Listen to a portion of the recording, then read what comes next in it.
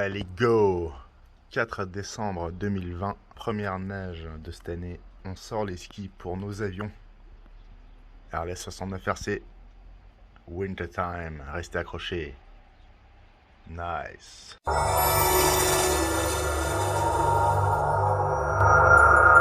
Ouais, il est plutôt sympa ce cargo avec ses skis.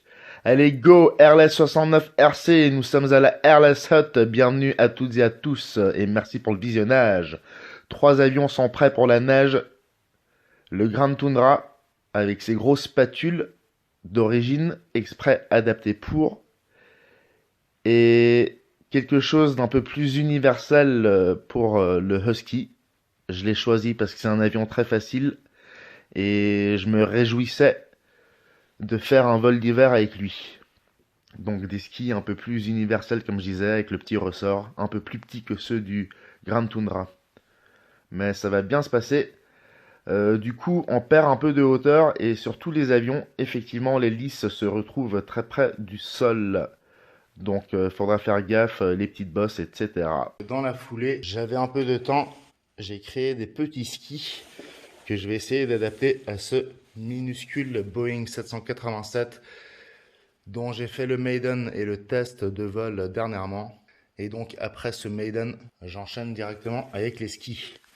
On peut pas faire plus simple et on va essayer de les accrocher là-dessus. Bon, il suffisait d'observer le système d'attache et comme pour les plus grands modèles, on va au plus simple. Voilà, donc complètement basique et minimaliste même. On s'arrange juste pour que tout soit aligné et parallèle. Allez, il n'y a plus qu'à tester. On partira avec ces petites 300 mAh. J'en ai 3. Ça devrait suffire pour le test. Puis ben, le cargo, comme je disais, c'est assez bestial, hein. Simple clip. Derrière pareil. Là il y a 4 clips. Voilà, aux 4 attaches des roues. Et puis bah c'est parti. Bon allez, place à un peu de fantaisie. C'est very kitsch, mais je m'en fous et je voulais essayer depuis longtemps. Au-delà du fait que ce soit un cargo qui largue des objets, et notamment des parachutes, je voyais en lui une espèce de lampion volant. Je voulais tester l'installation d'un système LED automatisé, enfin qui fait défiler les couleurs automatiquement, et que je peux même télécommander à distance. Donc ça marche bien, ça fait son effet, et je dirais que pour animer ou prolonger les séances de vol en cette période hivernale qui d'ailleurs s'annonce assez longue à mon avis, ça pourrait le faire. Bon bah voilà. C'est le Nemo Cargo, mais c'est le Disco Cargo également. Je me réjouis. Nice, restez accrochés. Bah tiens, ça tombe bien. On pourra enchaîner le vol. RLS 69 RC, n'oubliez pas de vous abonner, d'activer la cloche de notification et bien sûr le petit pouce en l'air si ça vous a plu. On se retrouve au terrain. Ok, nous voilà propulsés sur le terrain. Notre QG pour ce Maiden Snow Flight pour mes 3 avions qui sont le Husky de chez Arrows.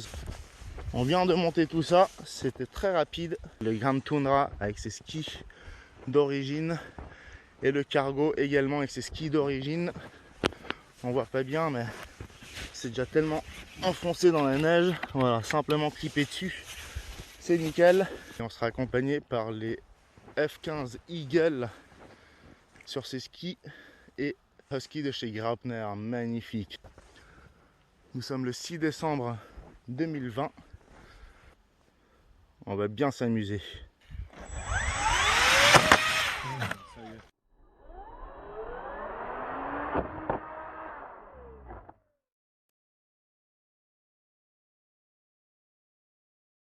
Regarde ce que ça m'a fait. Ah putain. Ah t'as dit. Super, non seulement ça m'a arraché le moteur d'un coup, ça m'a pété les 5 pales, dont une qui atterrit dans le cockpit. Heureusement que ça m'a pas percé la lipo, je suis content. Et par contre, les autres pales, à mon avis, c'était pas l'expérience à faire. Bon bah décidément ce cargo il est très sensible. Ça sera sur piste de ski de fond à mon avis. On va chercher les pales. Bon bah je viens de me rendre compte en voulant extraire la lipo qu'une deuxième pale avait réussi à se loger. Vous savez à quel point une pale peut être tranchante. J'ai vraiment eu du bol. La lipo a été épargnée. Sinon, ça aurait été l'explosion instantanée. Bon, ben voilà. Une expérience de plus. On sait que si la piste de neige n'est pas damée, il n'y a aucune chance. De toute façon, c'était un peu idiot d'essayer là, je l'avoue. Les hélices, évidemment, elles touchaient les bords enneigés. Bon, allez, on continue avec le Gran Tundra. Je pense qu'on aura plus de succès.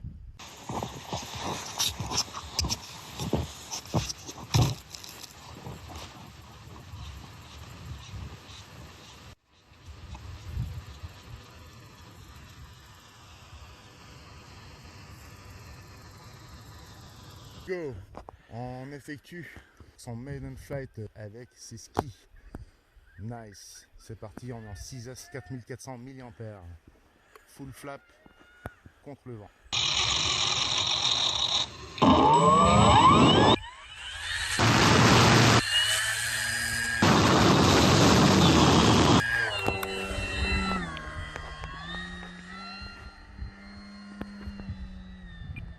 Il est lourd, ça.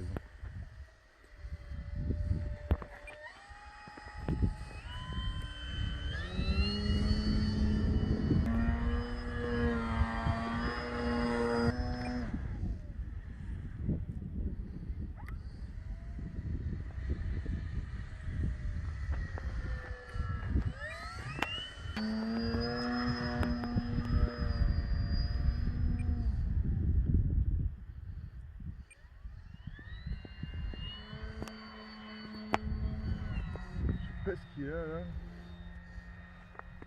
Il a perdu des trucs, il a perdu quelque chose. La neige.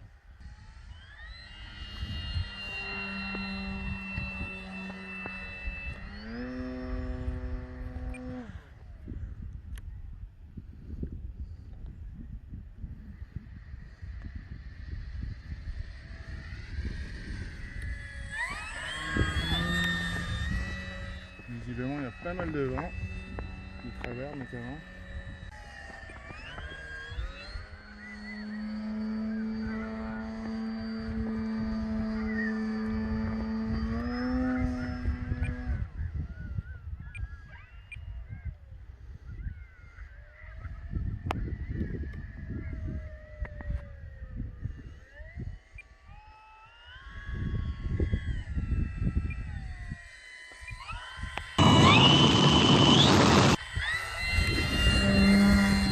Allez, premier touch and go dans la neige.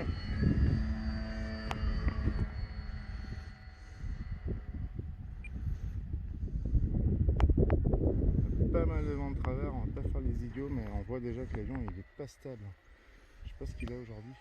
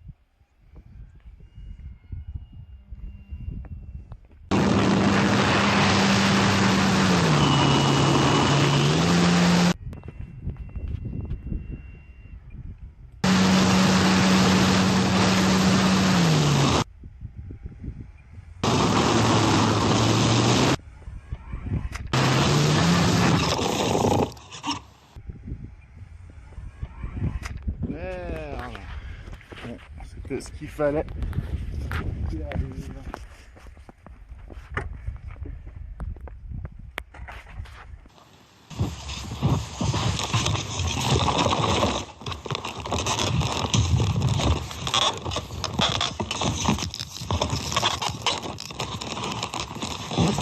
Bon, ça va, ça aurait pu être pire. Pas une casse dramatique. J'ai par contre perdu une moitié d'hélice dans la terre. Ah, elle est là. C'est bien de pouvoir récupérer les choses. Bon, bah le fuselage brisé en deux.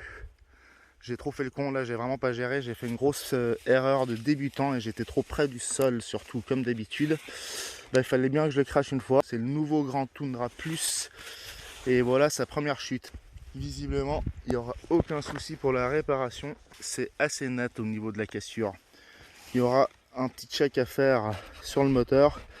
Il branle un peu, mais comme d'hab, le support moteur du Grand Tundra est très solide. Au moyen d'un coup de colle, ça le fera bien. Et c'est reparti dans très peu de temps. Le train n'a pas subi, visiblement, il s'est juste un peu décollé.